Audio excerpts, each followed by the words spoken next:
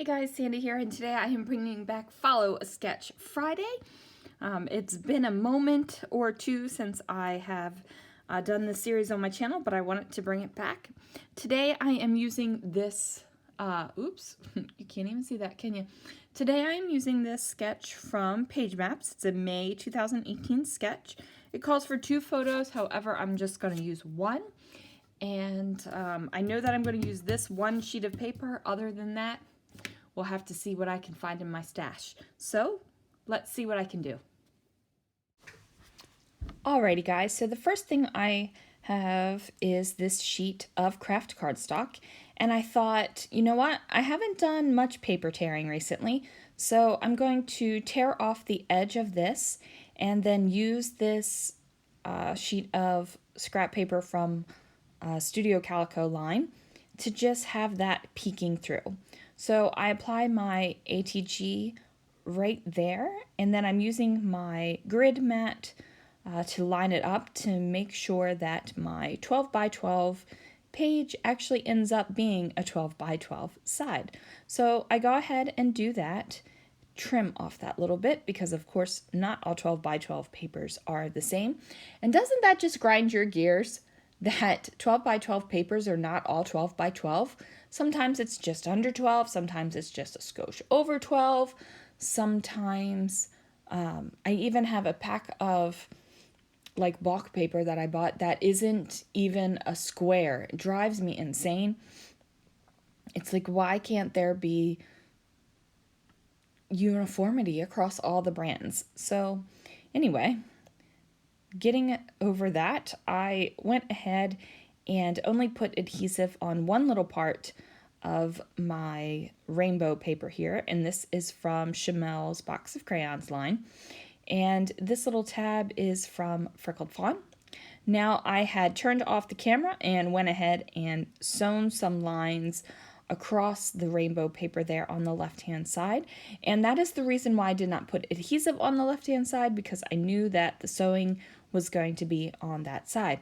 Now, I got a new inexpensive sewing machine for Christmas because my good sewing machine just really needs some love. It's about 20 years old, and not that sewing machines can't last for longer than that, but it really needs a major overhauling of its parts. So I asked for this cheaper one. I mean, it was cheap. It was 39 bucks.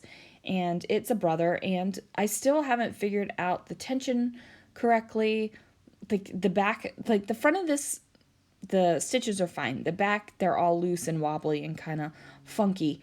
So I had to washi tape them back down, but I mean, it's to the point where I'm like, if I was actually using this to sew, like curtains or clothes or anything like that, I would probably be more worried about it. But since really I'm just using it on paper, and it's a $39 sewing machine that was purchased on sale, because, you know, I gave him the exact link and the time to buy it because it was so cheap. I'm not that worried. So now, I was looking around for my doilies for a long time because for some reason they were not where I usually keep them. I had moved them and forgotten about them. And I'm just trying to figure out how I want my doily to go on this page.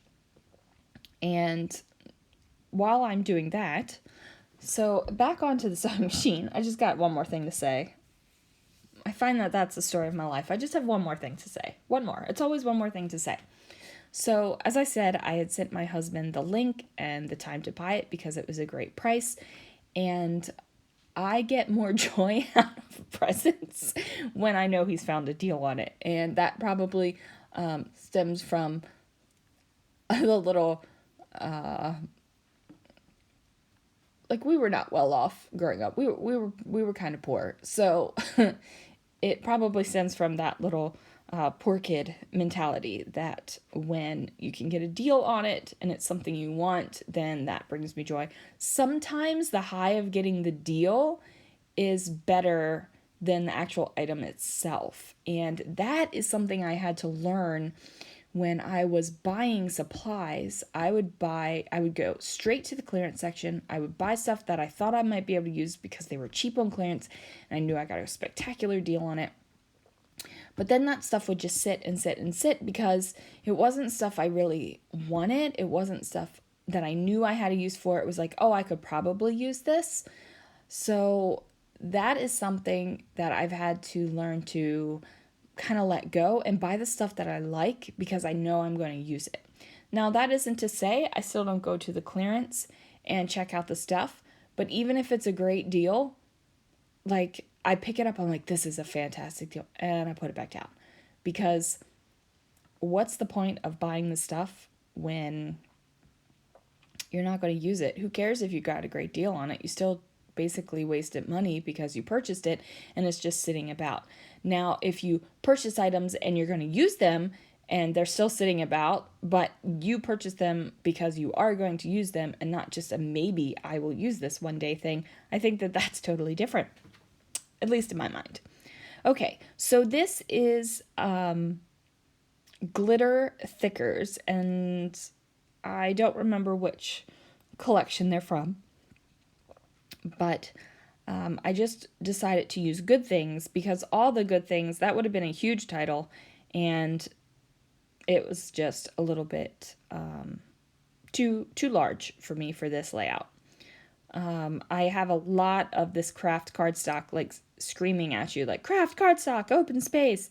So I didn't want to have such a large title to compete basically with that white space of the layout.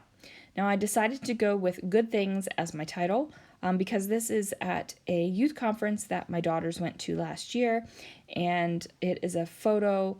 A lot of the kids have gone to the front. They've made decisions for the Lord, or they are in their seats praying, and I just felt like Good Things was a appropriate title because lots of good things are going on in their minds and their hearts right now.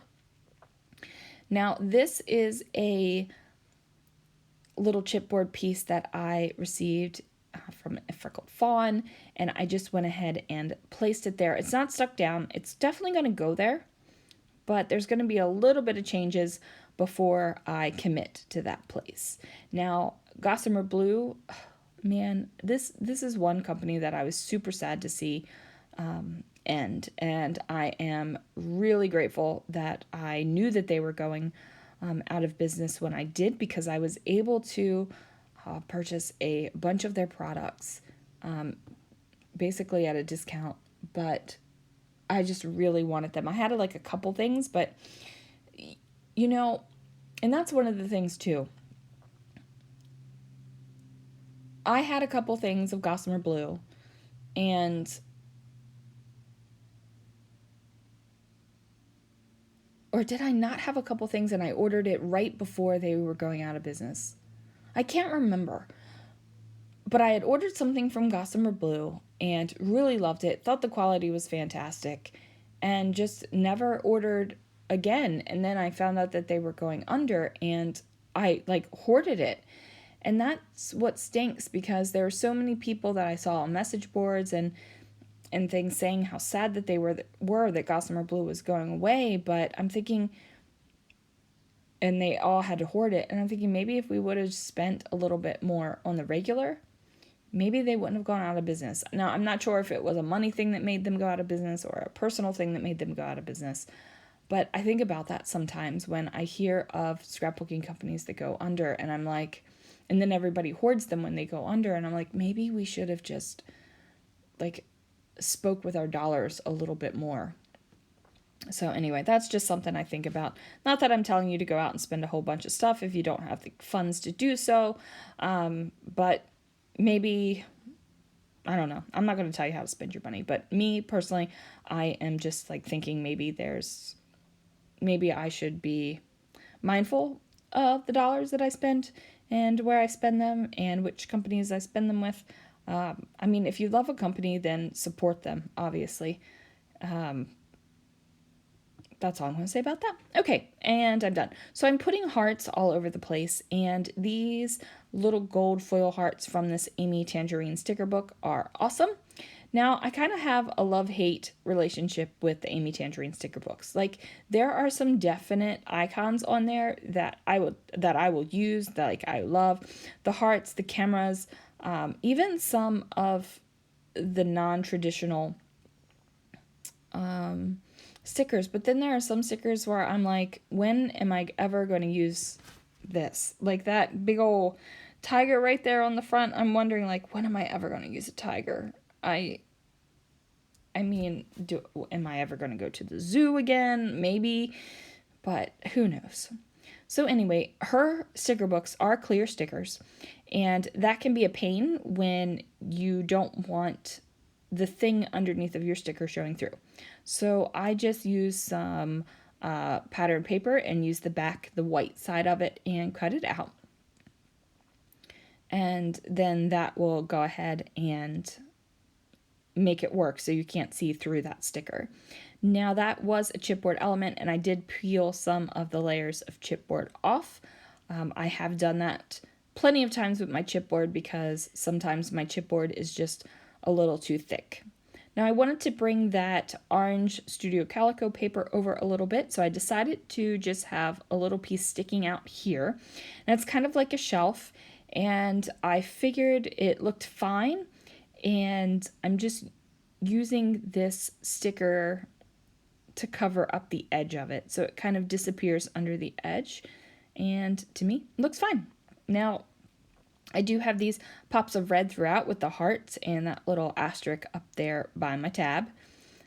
And what am I doing? Oh, I thought maybe I should put something right there where that doily and the D meet up. And do I actually put something? I do. I actually do put something there. I put this little heart, and that is from a Chamel collection. I'm not sure which one. Sometimes I pull my packaging and throw the packaging away, and I think, oh, I'll remember what that came from. But, you know, sometimes you just don't. So I'm pulling out these Chit Chat word stickers from Tim Holtz, and I'm trying to find one that will fit in that white space for that red tab. And I found the one that says friendship, and I felt that that was completely appropriate, so I went ahead and stuck that down. Now here is where I'm just going to write just like a line or two of journaling, and I know that this is a slick surface, so at first I grab my Sharpie and I start to write on it, and then it like puddles, like the lines start to puddle, and that doesn't make me too happy. Oh, yeah, I throw another word on here too. There we go. And it doesn't fit exactly, so I kind of offset it, and I'm happy with the way that looks. And as soon as I start writing, I see that it's puddling, and I just wipe it off real quick with my finger. And then I find my Zig photo signature pen, which is made for writing on the slick surface of a photo. So I figure it'll work on the slick surface of this chipboard piece. And it does. So that is going to wrap it up, and pretty close to the sketch, pretty close. So there it is, guys. Thanks so much for watching.